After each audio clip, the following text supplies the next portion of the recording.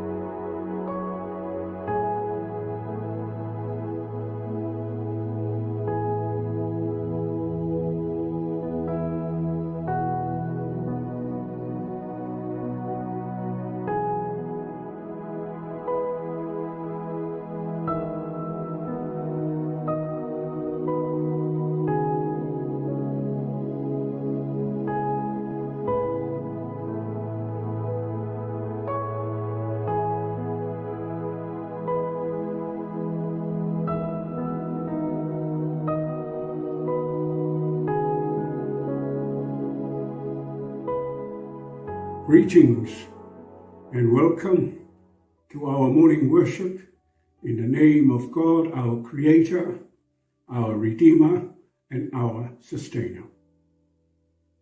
Come, let us worship God.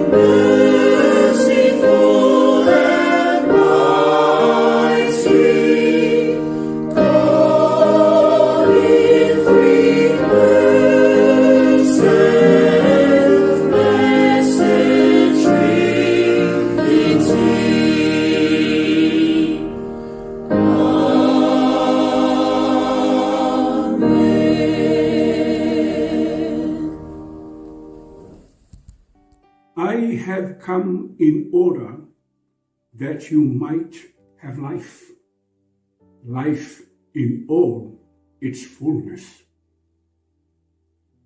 Let us pray. Gracious, ever-living, loving God, God our Creator, our Redeemer, and our Sustainer. We lift up our hearts to offer you praise and thanks. To thank you, Lord, and to acknowledge you as you are. Great is your faithfulness, in all the blessings and the love that you give to us. Like this beautiful new day that you have added to the days of our lives, enabling us to gather in our homes to worship you. We pray, Lord, that your Holy Spirit accompany us in our act of worship, and in all that we do, say, and think in this worship. May it bring honor, glory, and praise to your holy name. In Jesus' name we pray. Amen.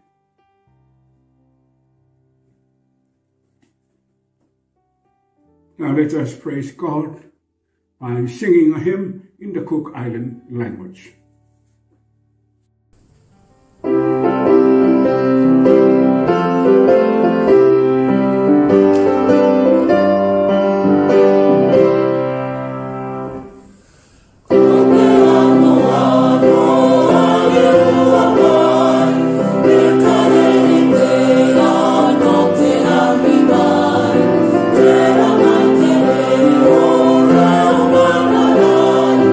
No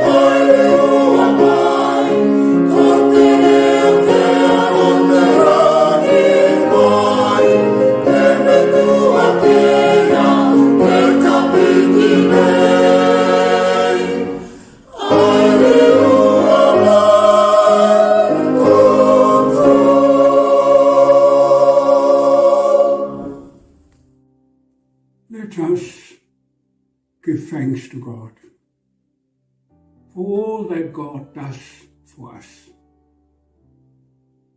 and confess our sins. Let us pray.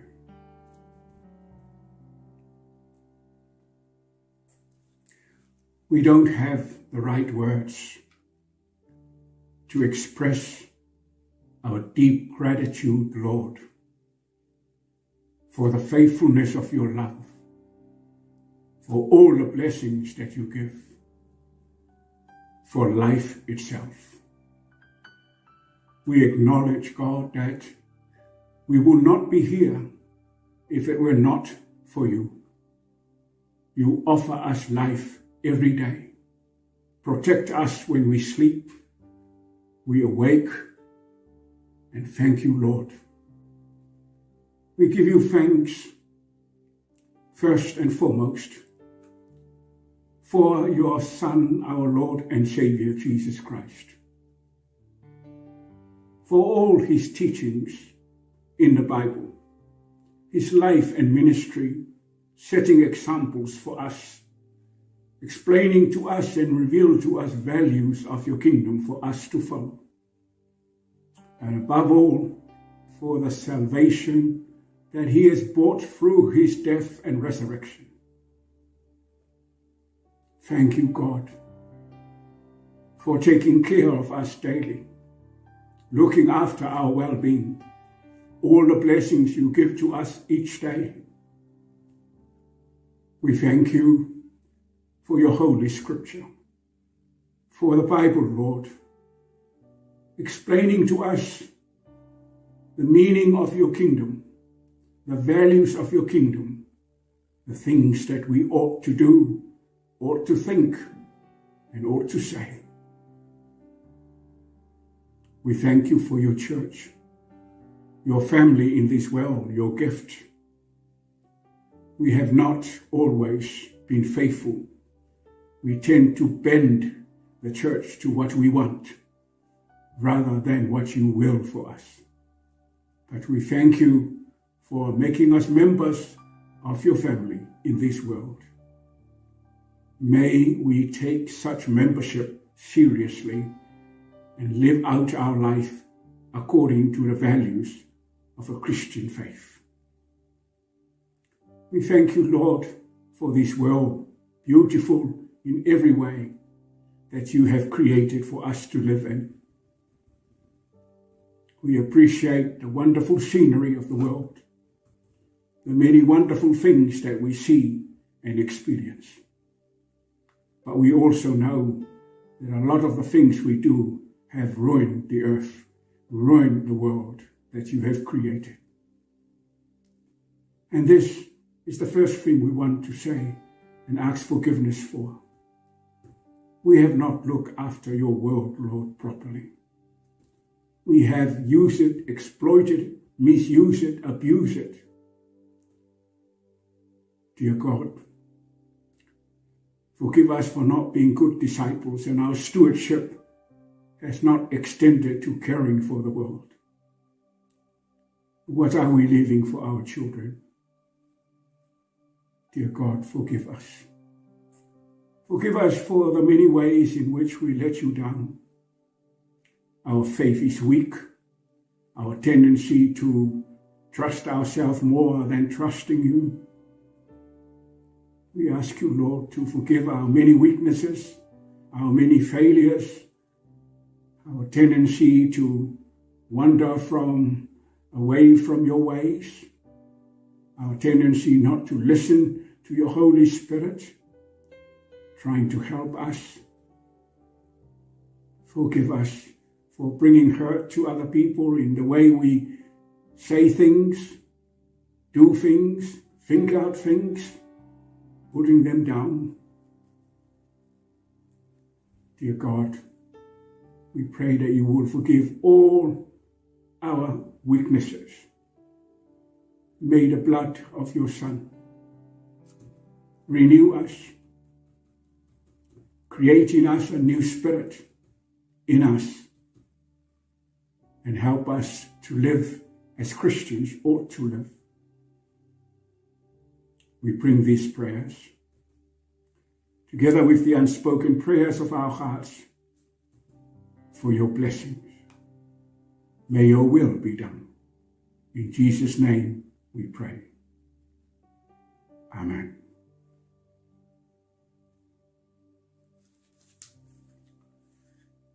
We listen to the Word of God as recorded first in the Old Testament, Psalm 1.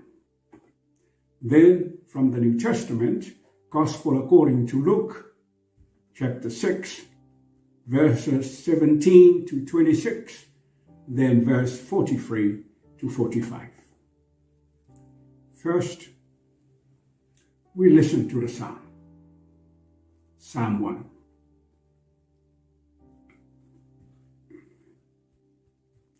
Blessed is the one who does not walk in step with the wicked, or stand in the way that sinners take, or sit in the company of mockers, but whose delight is in the law of the Lord, and who meditates on this law day and night.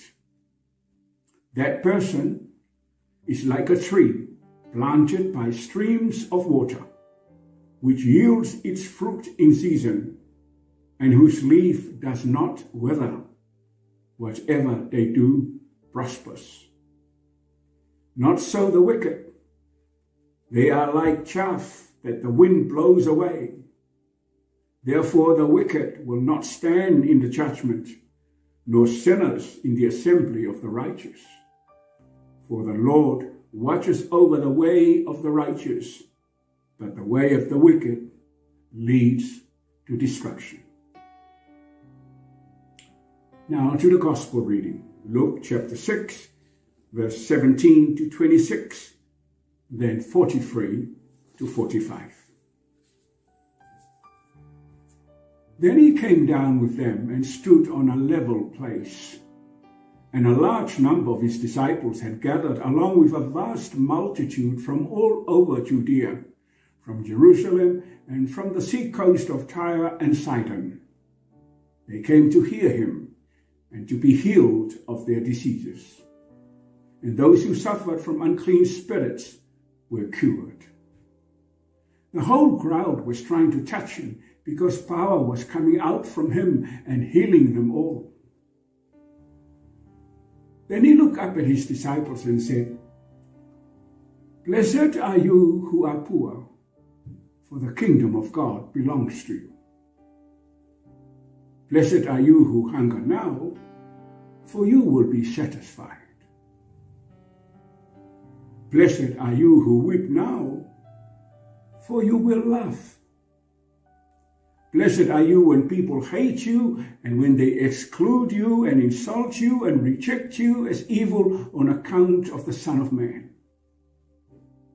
Rejoice in that day when people hate you and when they exclude you and insult you and reject you as evil on account of the Son of Man. Rejoice in that day and jump for joy, because your reward is great in heaven.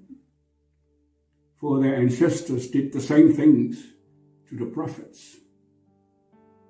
But woe to you who are rich, for you have received your comfort already.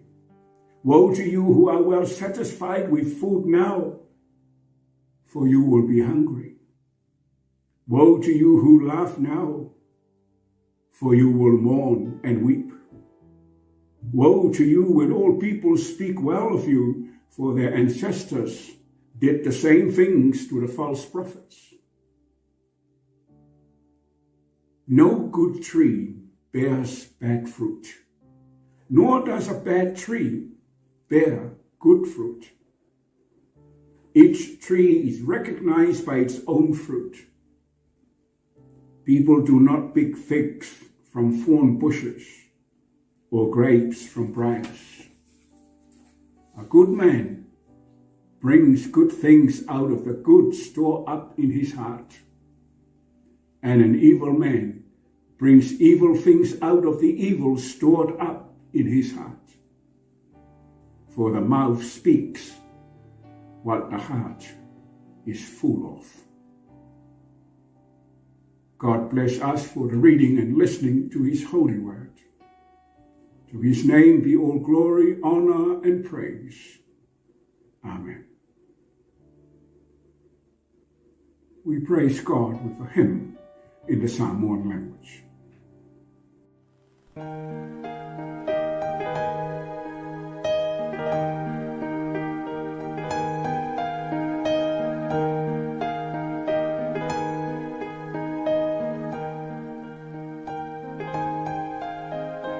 For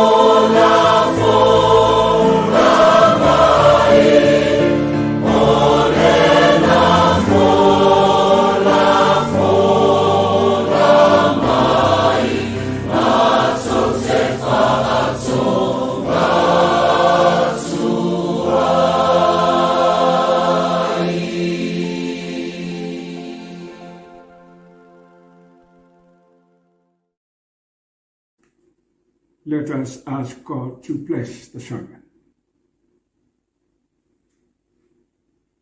May the words of my lips and the meditations of our hearts be now and always acceptable in your sight, O Lord, our strength and our Redeemer. Amen. The text of our sermon is from Luke chapter 6 and words from verse 45. A good person brings out good things in his heart. A bad person brings out bad things in his heart. A good person brings out good things in his heart. A bad person brings out bad things in his heart. Theme of our sermon: fullness of life, the blessing only God can give. Fullness of life, the blessing only God can give. We all have our particular lifestyles. We each have our own way of living out life. We protect these particular lifestyles with certain values and behavior that we believe are right, proper, and acceptable. We bring God into all of this by asking God to bless us and our lives, our beliefs and values, and our behavior. Every day in prayer, we ask God for many things. Our intercessory prayers to God is all about what we want and what we need. And perhaps we can sum up all these wants and needs in our desire for one thing: blessing. We want God to bless us and our lives all the time. We want God above all things to look favorably on us and our lives.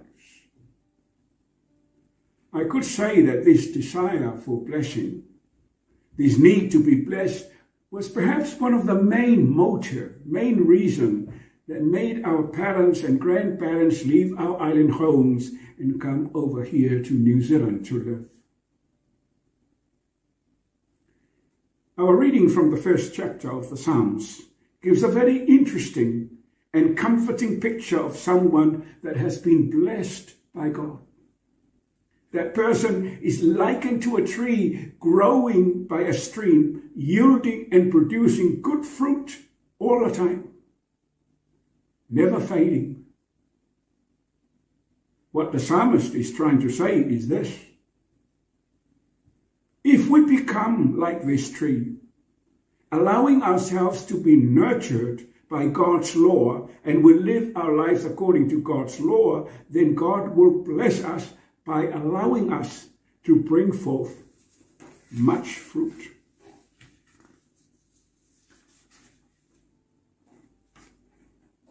But is life that simple? What exactly do we mean by blessing? It is a word we use a lot. We say, have a blessed day. Be blessed. Blessings be with you. These phrases slip off our lips very easily, and the word blessing is in danger of losing meaning. Whenever the church wants to know about what God says about blessings, the church reads Matthew chapter 5, verse 1 to 12, the so-called Beatitudes. Blessed are the poor, blessed are the pure in heart, blessed are the peacemakers, and so forth. And those who are blessed are those who have displayed certain proper behavior, certain beliefs, do certain things that shows and reveals that they are living out what Christian life is all about. The Beatitudes represent the core, the basis of Jesus' Sermon on the Mount. We could say these blessings were the summary of all his teachings. Now Luke, that we heard, has rewritten the Beatitudes in a very lovely poetic form that reveal to us what kind of life that is blessed and what kind of life that is not blessed. In these blessed type sayings, Jesus is describing those who are blessed and those who are not. In other words, we are given a detailed account of the Christian character and the kind of actions or behavior that match. We are being given a description of the kind of person we are meant to be. We are meant to be followers of Jesus. In other words, following Jesus is a blessing. It's a lifestyle that brings much blessing. And if we follow Jesus, we would behave, we would speak, we would think like Jesus. In other words, we would reflect Jesus in our lifestyle and our way of living. The blessing describes the kind of person demonstrated by Jesus. They are character rather than actions. What is important is the kind of person you are, not the kind of thing you do. In other words, your character comes first. Our actions will follow. This is what our text is trying to say to us. A good person brings out good things in his heart. A bad person brings out bad things in his heart. If you put it simply, a good person will do good things. A bad person will do bad things. So let us examine the three blessings and their opposites as Luke writes them up. First of all, talks about poor, hungry. Who wants to be poor? Who wants to be hungry and sad? Are we poor? Are we hungry? Are we sad? When we think about poor, does that mean poverty? Do we rely on material things?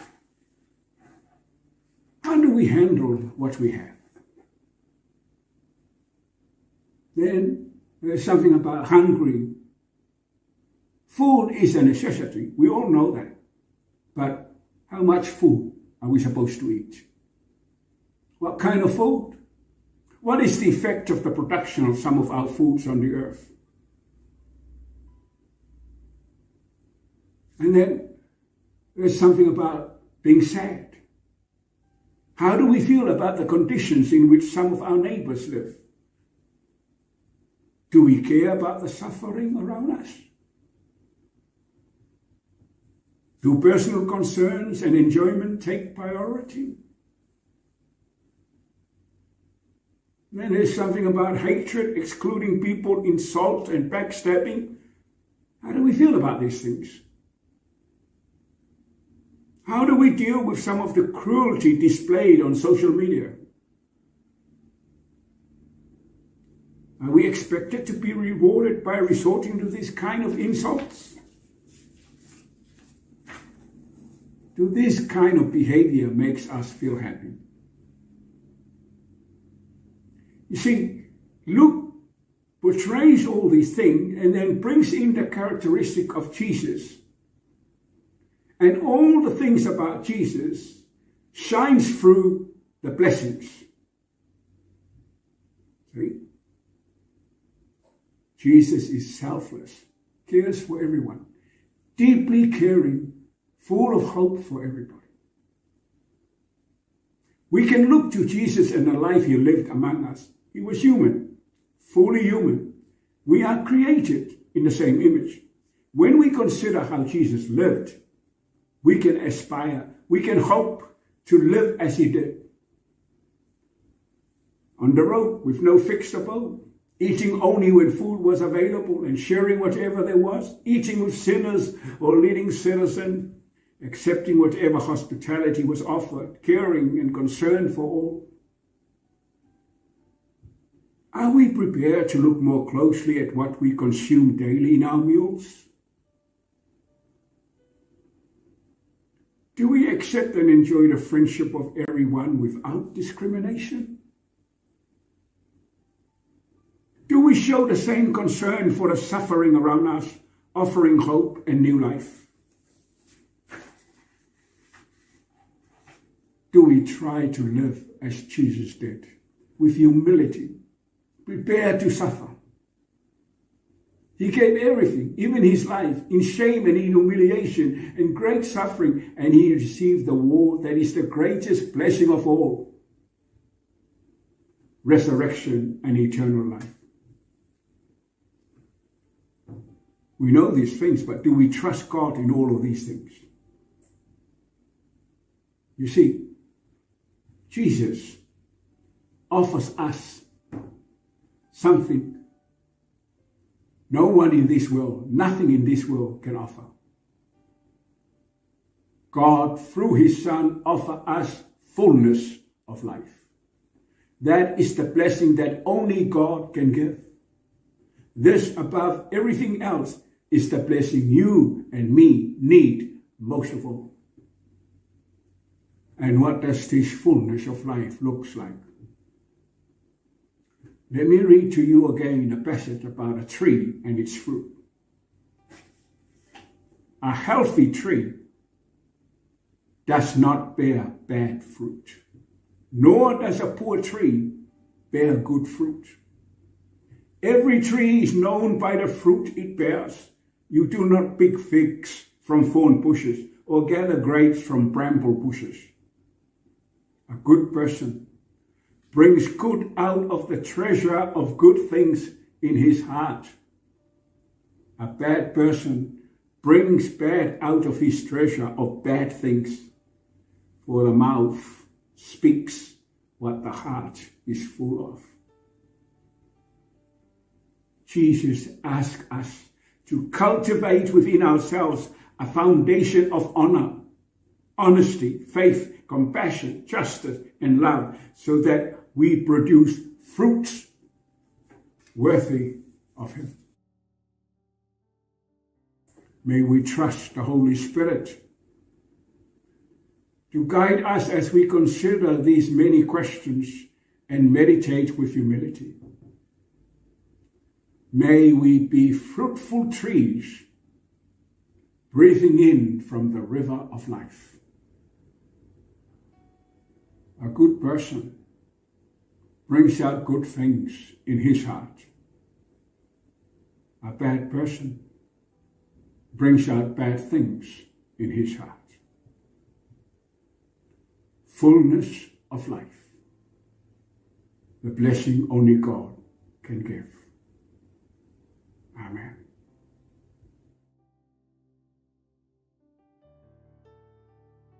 Our prayer of intercession. First, let us, each one of us, be silent before God.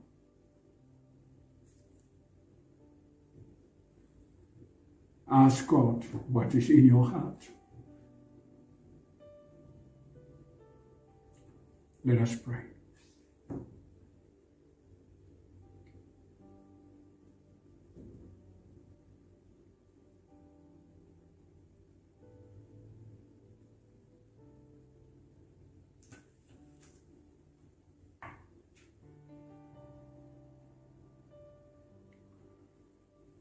Our Father, in heaven, hallowed be your name.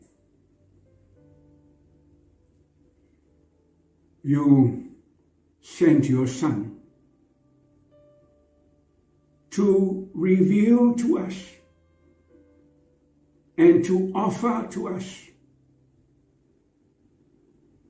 the meaning of life in fullness.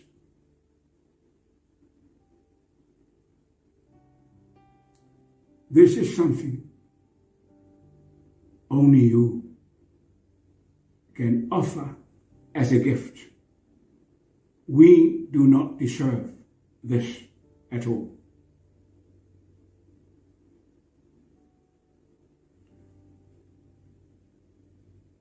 This is our intercession. That in your own way, Lord, in your own time, you will reveal to each one of us what is the meaning of fullness of life. What kind of life is that? What is it involved? Teach us to listen to the teaching of your Holy Spirit, through which the meaning of life in its fullness will be revealed.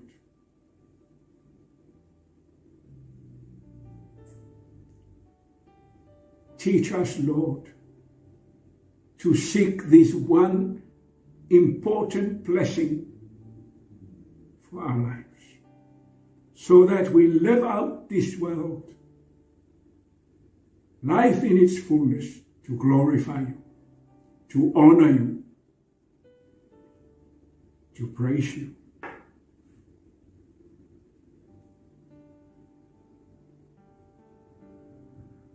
Make our discipleship be honest. Create in our hearts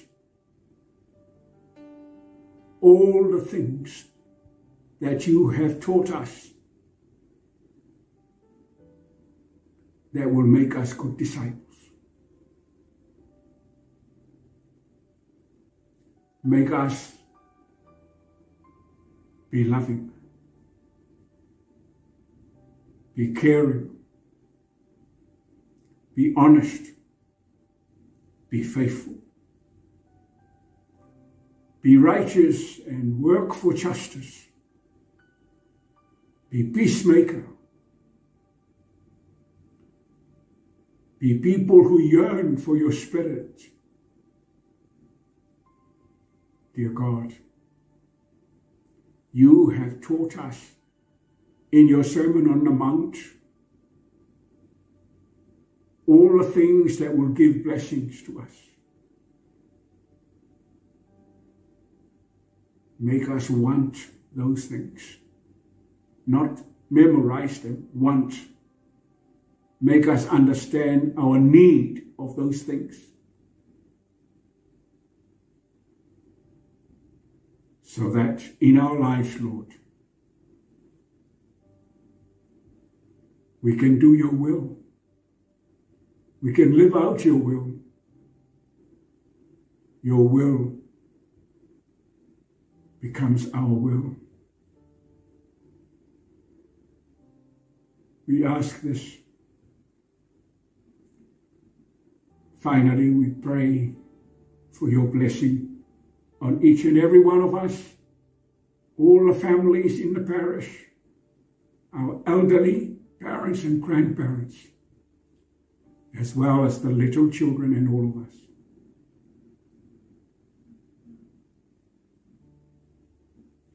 Bless the life and work of our parish. All those in the parish who are not well, particularly our elderly, dear God, be with them. You are the only physician that can heal any illness.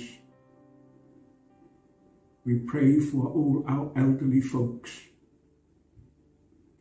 who are not well, that your healing powers and your love be with them. And for all and every one of us. In Jesus' name we pray. Amen.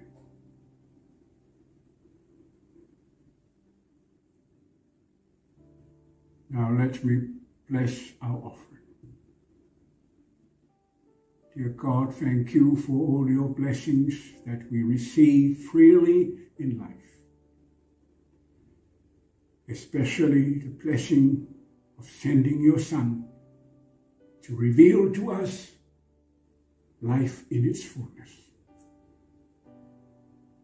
We bring some of the things we have together with the hope that you will use us for your work. for the extension of your kingdom in this world. Accept the offering and bless your people. In Jesus' name, amen.